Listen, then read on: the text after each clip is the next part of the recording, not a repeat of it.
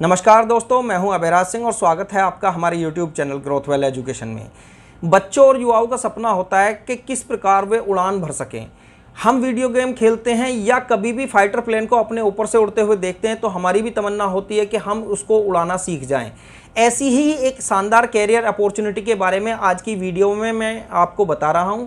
आप Indian air force में यदि एक अधिकारी के रूप में ज्वाइनिंग चाहते हैं तो आपको एफकेट के माध्यम से अप्लाई करने का एक स्वर्णिम अवसर है। एफकेट क्या है, इसके बारे में पूरी जानकारी आज की वीडियो में दी गई है। एयरफोर्स कॉमन एडमिशन टेस्ट की पूरी जानकारी के साथ आज की वीडियो में लेकर आया हूं। दोस्तों, यदि अभी तक आपने मेरा चैनल सब्सक्राइब नहीं किया है तो कृपया इसको सब्सक्राइब कर लीजिए। वीडियो पसंद आए तो अपने दोस्तों के साथ शेयर करना ना भूलें। भारतीय वायुसेना जो दुनिया की चौथी सबसे बड़ी वायुसेना है, इसका मूल वाक्य है नभ स्पर्श दीप्तम, जिसका अंग्रेजी मतलब होता है touch the sky with glory. ये वाक्य भगवत गीता के 11वें अध्याय से लिया गया है, जिसमें श्री कृष्ण भगवान अर्जुन को महाभारत का युद्ध लड़ने के लिए प्रेरित करते हैं। एफकेट के माध्यम से यदि आप अप्लाई कर रहे हैं तो जान लीजिए ये शॉर्ट सर्विस कमीशन जॉब है जो कि मेल और फीमेल दोनों के लिए ओपन है। यहाँ पर यदि आप शॉर्ट सर्विस कमीशन में जाते हैं तो मेल पर्सन को ये अपॉर्चुनिटी होती है कि वो शॉर्ट सर्विस कमीशन भी ज्वाइन कर सकता है और फुल सर्विस कमीशन भी ज्वाइन कर सकता है, लेकिन फीमेल को केवल short service commission job offer की जाती है। यदि उसकी परफॉर्मेंस बहुत अच्छी है तब उसको फुल सर्विस कमीशन में भी अपग्रेड कर दिया जाता है। यदि आप फ्लाइंग ब्रांच को ज्वाइन करते हैं तो शॉर्ट सर्विस कमीशन के रूप में आपको मिनिमम 14 वर्ष तक भारतीय वायुसेना की सेवा करनी होगी। यदि आप ग्राउंड स्टाफ और टेक्निकल स्टाफ के रूप में भारतीय वायुसेना को ज्वाइन करते हैं तो आपका मिनिमम टेन्योर जो होगा वो 10 ईयर्स का होगा। इसके बाद यदि आप उसको अपग्रेड करना चाहते हैं तो अपग्रेड कर सकते हैं, लेकिन ये डिपेंड करेगा आपकी परफॉर्मेंस के ऊपर। और गर्ल्स के लिए ये अपॉर्चुनिटी परफॉर्मेंस बेस्ड ही होती है। मेल के लिए फुल सर्विस कमीशन की अपॉर्चुनिटी भी होती है। एयरफोर्स में एफकेट के माध्यम से अप्लाई करने वाले सभी कैंडिडेट्स के लिए जो एज बार है वो फ्लाइंग ब्रांच के लिए 20 से 24 वर्ष के बीच है। यदि किसी कैंडिडेट ने डीजीसीए द्वारा कोई भी कॉमर्शियल पायलट लाइसेंस प्राप्त किया हुआ है तो उसके लिए 20 से 26 वर्ष के बीच में एज रहेगी। यदि आप ग्राउंड स्टाफ या टेक्निकल स्टाफ के लिए अप्लाई कर रहे हैं तो आपकी एज बार होगी 20 से 26 वर्ष के बीच।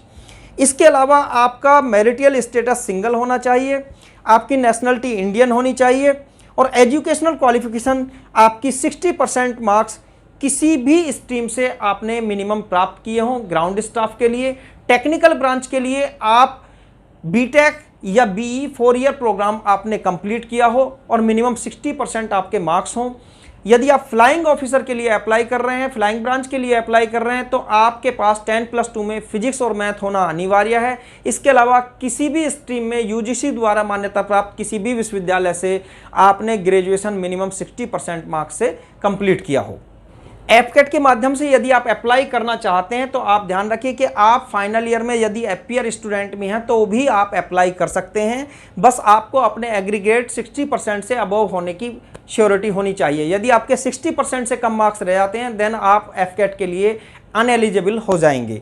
दोस्तों, इसके अलावा यहाँ पर बहुत ज़रूरी है जानना कि एफकेट के माध्यम से यदि आप अप्लाई कर रहे हैं तो आपके पास अंग्रेजी एक विषय के रूप में होना बहुत ही ज़रूरी है, क्योंकि यहाँ इंग्लिश विषय होने से आपको इंटरव्यू में भी काफ़ी हेल्प मिलती है और इंग्लिश एक मैंडेटरी सब्जेक्ट भी है। एफकेट के जो फॉर्म निकलते हैं वो जून और दिसंबर में निकलते हैं और एफकेट का जो पेपर पैटर्न होता है वो 300 मार्क्स का एक पेपर होता है। 300 मार्क्स में इसमें 100 क्वेश्चन आते हैं, जो कि एक क्वेश्चन 3 नंबर का होता है और हर गलत क्वेश्चन के लिए आपका 1/3 नंबर काटा जाता है, यानी आपका 1 नंबर हर गलत क्वेश्चन के लिए काटा जाएगा। एफकेट का जो एग्जाम होता है उसमें general awareness, verbal ability, numerical ability, reasoning and military aptitude, ये क्वेश्चंस आपके पेपर में आएंगे और इन क्वेश्चंस को यदि आप अच्छे ढंग से सॉल्व करते हैं तो आपकी मेरिट के आधार पर ही आपको इंटरव्यू के लिए कॉल किया जाएगा। लास्ट जो एग्जाम एफकेट का हुआ था उसमें 160 नंबर से अबव वाले स्टूडेंट्स को बुलाया गया था। एफकेट का एग्जाम एयरफोर्स द्वारा सेलेक्टेड सेंटर्स पर ऑनलाइन होगा। यहाँ पर बच्चे को जाकर कंप्यूटर पर ये एग्जाम कंप्लीट करना होता है और बच्चे को कंप्यूटर की नॉलेज होना भी आवश्यक है। आप रिटन एग्जाम सक्सेसफुली क्वालिफाई कर लेते हैं, उसके बाद जो मेरिट वो बनाते हैं, मेरिट के आधार पर स्टूडेंट को सेलेक्ट कर लेते हैं और उस सिलेक्शन के आधार पर आपको कॉल लेटर दिया जाता है इंटरव्यू के लिए। तो इंटरव्यू आपका होता है देहरादून, वाराणसी, गांधीनगर और मैसूरू में। यहाँ पर एयरफोर्स सिलेक्शन बोर्ड AFSB आपका इंटरव्यू लेता है। उस इंटरव्यू को 6 दिन तक चलाया जाता है। 6 दिन में पहले दिन जो इंटरव्यू होता है उसमें केवल स्क्रीनिंग टेस्ट होता है। उस स्क्रीनिंग टेस्ट को क्वालिफाई करने वाले स्टूडेंट को ही आगे 5 दिन के इंटरव्यू के लिए रोका जाता है, बाकी सबको वापस भेज दिया जाता है। इंटरव्यू का जो स्टेज फर्स्ट होता है उसमें ऑफिसर इंटेलिजेंस रेटिंग टेस्ट होता है। इसके अलावा picture perception and discussion test होता है। तो इन दोनों टेस्ट को क्वालिफाई करने वाले स्टूडेंट्स को ही स्टेज 2 के इंटरव्यू में कॉल किया जाता है। स्टेज 2 का जो इंटरव्यू होता है वो 5 डेज चलता है, इंक्लूडिंग CPSS। स्टेज 2 में जो इंटरव्यू होता है उसमें एक आपका साइकोलॉजिकल टेस्ट होता है जो कि साइकोलॉजिस्ट द्वारा कंडक्टेड किया जाता है। इसके अलावा ग्रुप टेस्ट होता है, आपका इंटरेक्टिव इंडोर और आउटडोर एक्टिविटीज़ टेस्ट भी होता है। इसमें कॉम्बिनेशन देखा जाता है कि आपका मेंटल और फिजिकल कॉम्बिनेशन क्या है। इसके अलावा आपका इंटरव्यू में जो इन्वॉल्व होता है वो कन्वर्सेशन होता है, ग्रुप डिस्कशन होता है, जिसमें एक ऑफिसर आपको कंटिन्यू वॉच करता है कि आपकी एक्टिविटीज़ क्या हैं, किस तरीके से आप प्रॉब्लम को डिस्कस करते हैं और प्रॉब्लम सॉल्विंग के लिए आपका एटीट्यूड क्या है। स्टेज 2 में सभी कैंडिडेट्स का एक पर्सनल इंटरव्यू भी होता है। इसके बाद स्टेज 2 का आपका इंटरव्यू कंप्लीट हो जाता है। आपने AFSB इंटरव्यू में जितने भी टोटल मार्क्स गेन किए हैं उसकी एक मेरिट बनाई जाती है और सेलेक्टेड स्टूडेंट्स की फिर एक और परीक्षा होती है। ये परीक्षा केवल फ्लाइंग ब्रांच वालों के लिए और टेक्निकल ब्रांच वालों के लिए होती है। टेक्निकल ब्रांच वालों के लिए EKT नाम का एक टेस्ट होता है जिसको बोलते हैं इंजीनियरिंग नॉलेज टेस्ट, जिसको क्वालिफाई करने के बाद ही आप इंजीनियरिंग ब्रांच में जा सकते हैं। ऐसे ही फ्लाइंग ब्रांच वालों के लिए एक टेस्ट होता है जिसको हम बोलते हैं CPSS टेस्ट, जिसको बोलते हैं कंप्यूटराइज्ड पायलट सिलेक्शन सिस्टम। इसको पहले PABT टेस्ट बोला जाता था लेकिन अब इसको CPSS टेस्ट बोला जाता है। इस टेस्ट को क्वालिफाई करने के बाद ही आप फ्लाइंग ब्रांच को ज्वाइन कर सकते हैं। यदि आप इस टेस्ट में फेल हो जाते हैं तो आप फिर कभी भी फ्लाइंग ब्रांच को ज्वाइन नहीं कर सकते। ये टेस्ट जीवन में केवल एक ही बार कोई स्टूडेंट दे सकता है। इंजीनियरिंग ब्रांच में सिलेक्शन के लिए आपको EKT के क्वेश्चन पेपर्स को बार बार सोल्व करके देखना चाहिए। इसके लिए आपको fcat.cdat.in वेबसाइट पर जाकर वहां से पुराने प्रश्न पत्रों को डाउनलोड करके उन्हें बार बार हल करना चाहिए। और CPSS के एग्ज़ाम को क्वालिफाई करने के लिए आपको बेहतर होगा कि भारतीय वायुसेना का गेम एक का टब बार बार प्ले करना चाहिए, उसको बार बार खेलना चाहिए, उसकी ज़्यादा से ज़्यादा प्रैक्टिस करनी चाहिए। उसकी प्रैक्टिस करने से आपके सिलेक्शन के चांसेस बहुत ज़्यादा हो जाएंगे। रिटन एग्जाम क्वालिफाई करने के बाद आपका इंटरव्यू क्वालिफाई होता है। इंटरव्यू क्वालिफाई करने के बाद आपको ब्रांच का पर्टिकुलर एग्जाम क्लियर करना होता है और उस एग्जाम को क्लियर करने के बाद जो मेरिट बनती है उसके आधार पर आपको मेडिकल टेस्ट क्वालिफाई करना होता है। मेडिकल टेस्ट क्वालिफाई करने के लिए आपको 2 जगह पर भेजा जाता है। सबसे पहले आपको भेजा जाता है सेंट्रल मेडिकल एस्टेब्लिशमेंट AFCME नई दिल्ली सुब्रतो पार्क। इसके अलावा दूसरी जगह है institute of aviation medicine in Bengaluru.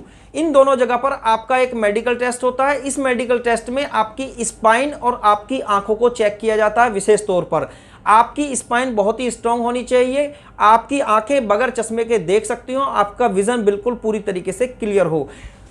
तो फ्लाइंग ब्रांच के लिए ये दोनों टेस्ट पर्टिकुलरली क्वालिफाई करना बहुत ज़रूरी है। मोर देन 30% स्टूडेंट इस टेस्ट में फेल हो जाते हैं। तो सभी बच्चों के लिए मैं नियमित रूप से आंखों का व्यायाम करने की सलाह दूंगा और साथ ही कहूँगा कि विटामिन ए से संबंधित ज़्यादा से ज़्यादा फल और सब्जियां खाएं जिससे उनकी आंखें मजबूत बनी रहें। मेडिकल एग्जाम क्वालिफाई करने वाले सभी कैंडिडेट्स की एक कंबाइंड मेरिट लिस्ट बनाई जाती है। ऑल इंडिया मेरिट लिस्ट में सेलेक्टेड कैंडिडेट्स को फिर फाइनली सेलेक्ट कर लिया जाता है। अब इनका प्रशिक्षण शुरू होता है। जैसी जिसकी ब्रांच है उस ब्रांच के आधार पर उनका प्रशिक्षण शुरू हो जाता है। यहाँ पर मैं एयरफोर्स में फ्लाइंग ऑफिसर्स के अकॉर्डिंग आपको प्रशिक्षण का तरीका बता रहा हूँ, उसको आप समझ लीजिए। FCAT के माध्यम से सेलेक्टेड कैंडिडेट को 74 वीक के एक ट्रेनिंग फेज से गुजरना होता है। 74 वीक का ट्रेनिंग फेज टेक्निकल स्टाफ के लिए और फ्लाइंग ऑफिसर्स के लिए ज़रूरी होता है। 52 सप्ताह का 52 वीक का जो ट्रेनिंग फेज होता है वो केवल ग्राउंड स्टाफ के लिए या नॉन टेक्निकल स्टाफ के लिए होता है। फ्लाइंग ब्रांच के बारे में मैं यहाँ पर आपको थोड़ा सा ओवरव्यू दे रहा हूँ। फ्लाइंग ब्रांच में जितने भी प्रशिक्षु होते हैं उन सबको 6 महीने तक लगातार एक ही तरह का प्रशिक्षण दिया जाता है जो प्लेटस PC-7 एयरक्राफ्ट पर दिया जाता है। यहाँ पर 6 महीने के कठिन प्रशिक्षण के बाद उनको ट्राइफर्केशन कर दिया जाता है, जिसको हम कहते हैं कि उन्हें डिवाइड कर दिया जाता है। इसमें फाइटर प्लेन के पायलट अलग हो जाते हैं, ट्रांसपोर्ट विमान के पायलट अलग हो जाते हैं और हेलीकॉप्टर के पायलट अलग हो जाते हैं। ये परफॉर्मेंस के आधार पर होता है। जिनकी परफॉर्मेंस बहुत अच्छी होती है उन्हें फाइटर प्लेन का पायलट बनाया जाता है। फाइटर प्लेन के पायलट बनने के बाद आपको डिग्रेड किया जा सकता है, लेकिन नीचे के ग्रेड वाले पायलट को कभी भी ऊपर के ग्रेड में नहीं लाया जा सकता। यानी हेलीकॉप्टर का या ट्रांसपोर्ट विमान का पायलट कभी भी फाइटर प्लेन का पायलट नहीं बन सकता। लेकिन फाइटर प्लेन का पायलट अगर किसी कारणवश फाइटर प्लेन को अच्छे ढंग से नहीं उड़ा पाता है तो उसको डिग्रेड किया जा सकता है ट्रांसपोर्ट या हेलीकॉप्टर डिवीजन में। यहाँ के इस प्रशिक्षण के बाद हेलीकॉप्टर पायलट को चीता और चेतक पर प्रशिक्षण दिया जाता है। इसके अलावा ट्रांसपोर्ट विमान के लिए डॉनियर और AN-32 एयरक्राफ्ट पर बेंगलुरु में प्रशिक्षण दिया जाता है और फाइटर प्लेन के पायलट के लिए हॉक एयरक्राफ्ट पर बीदर में प्रशिक्षण दिया जाता है।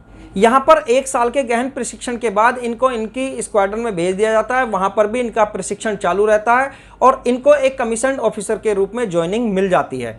एक फ्लाइंग ऑफिसर का वेतन यहाँ पर एफकेट के माध्यम से सेलेक्टेड होने वाले कैंडिडेट में सबसे ज़्यादा होता है। यदि आप एयरफोर्स के फाइटर प्लेन के पायलट हैं तो आपको सबसे ज़्यादा वेतन मिलता है। दोस्तों, मैंने अपना भरपूर प्रयास किया कि पूरी जानकारी मैं आपको दे पाऊँ, लेकिन किसी कारणवश यदि कोई जानकारी छूट गई है तो आप www.careerairforce.nic.in वेबसाइट पर जाकर भी इसके बारे में और जानकारी प्राप्त कर सकते हैं। इसके अलावा माई IAF इंडियन एयरफोर्स की एक एप्लीकेशन है जिसको आप अपने मोबाइल में डाउनलोड करने के बाद एयरफोर्स से संबंधित किसी भी वैकेंसी के बारे में, किसी भी जॉब के बारे में पूरी जानकारी ले सकते हैं। इसके अलावा एयरफोर्स का एक गेम है, एक कट अबव। इस गेम को खेलते वक्त ये गेम आपसे पूछता है कि क्या आप एयरफोर्स के बारे में और कोई जानकारी प्राप्त करना चाहते हैं। तो यदि आप प्राप्त करने के इच्छुक हैं तो यह आपको एयरफोर्स से रिलेटेड बहुत सारे टिप्स देता है जिससे आपको एयरफोर्स में अधिकारी के रूप में ज्वाइन करने में आसानी हो। इसके अलावा आपको fcat.cdac.in वेबसाइट पर जाकर भी पूरी जानकारी मिल जाएगी। दोस्तों, यदि आपको मेरी वीडियो पसंद आई है तो प्लीज़ चैनल को सब्सक्राइब करें, वीडियो को लाइक करें और अपने दोस्तों के साथ शेयर करें। यदि आपका एयरफोर्स से रिलेटेड फिर भी कोई क्वेश्चन है तो आप कमेंट बॉक्स में अपने क्वेश्चन को लिखें और मेरी नेक्स्ट वीडियो CPSS के ऊपर होगी।